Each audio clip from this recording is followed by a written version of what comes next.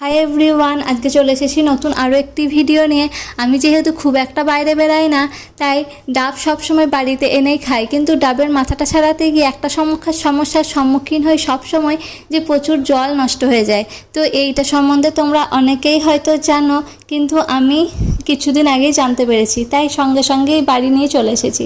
এটা দিয়ে এত সুন্দর ডাব ছাড়ানো যায় সেটা আমি জানতাম না। আজকেই প্রথম এটা দিয়ে ডাব ছাড়ালাম, আর ডাবের মাথাটা খুব সুন্দরভাবে কাটা হয়েছে।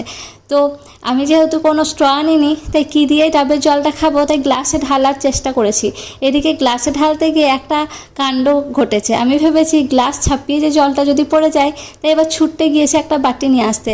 যাই হোক, একটুও জল নষ্ট হয়নি, দেখলাম গ্লাস একদম ভর্তি ভর্তি হয়ে গিয়েছে। আর আমি যাই ডাবের জল খেয়ে পেটটা ঠান্ডা করে নিই। আর তোমরা আমার ভিডিওটা যদি ভালো লেগে থাকে অবশ্যই লাইক কমেন্ট করে জানাবে, আর আমার চ্যানেলটিকে সাবস্ক্রাইব করে দেবে। টাটা।